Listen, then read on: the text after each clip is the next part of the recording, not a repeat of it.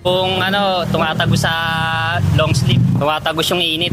Sobrang init. Ito ang karaniwang daing ng ating mga kababayan ngayong ramdam na sa iba't ibang lugar sa bansa ang init at alinsangan ng panahon. Para sa gaya ni Rolando Mangalino na isang motorcycle taxi rider, pinipili na niyang sumilong muna sa malilim na lugar matapos ang isang napakainit na biyahe.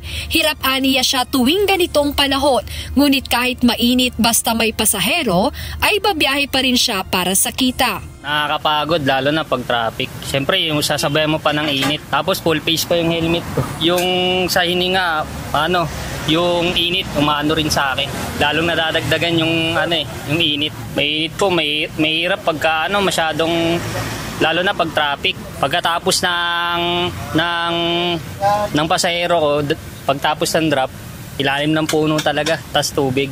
Wala man sa kalsada, nahihirapan din ang mga guro gaya ni Louie Mortablas na magturo kapag mainit ang panahon. Paliwanag niya nakadaragdag din sa init ng panahon ang dami ng estudyante sa classroom, kaya talagang hirap na ang lahat na mag-focus sa klase dahil sa siksikan, ingay at alinsangan. Sa sobrang init ngayon ng panahon, bilang isang guro, nakaka-experience ako ng sobrang hirap sa pagtuturo.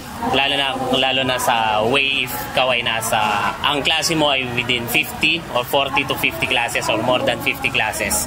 Yung congestion ng mga bata, and then since siksik sa silid-aralan, tapos sasabay pa yung init, napakahirap magturo na kumbaga hindi na siya conducive for learning.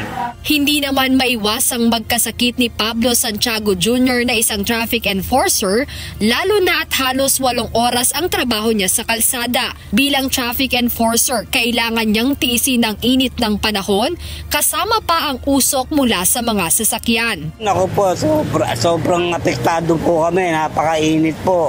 Andyan po yung sinisipong kami kasi nabababad kami sa pawis pag talagang sobrang init. Dahil sa sobrang init, kasakit talaga ulo mo.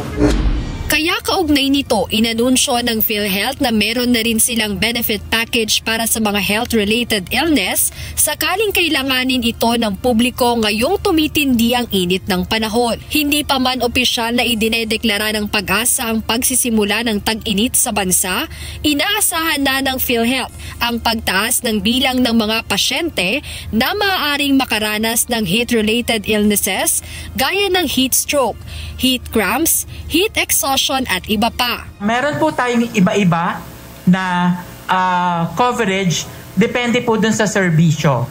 Pero kung sa confinement po, ito ay nakapakete to around 12,000 pesos. Kung halimbawa po, the patient would opt to be admitted in a ward accommodation, mahirap ka man o hindi, in public or private facility, basta you opt to be admitted in a ward accommodation, dapat po no co-payment na siya. However, if you opt to be admitted in a non-ward accommodation, we expect some co-payment. Paalala ng PhilHealth sa publiko na mayroong magagamit na libreng konsulta package para sa check-up sa mga sakit na dulot ng matinding init. Aabot sa 12,000 pesos hanggang 18,000 pesos ang nasabing benefit package. Jed Neresina, UNTV News and Rescue. Diyos ang aming sandigan, serbisyo publiko ang aming pinahahalagahan.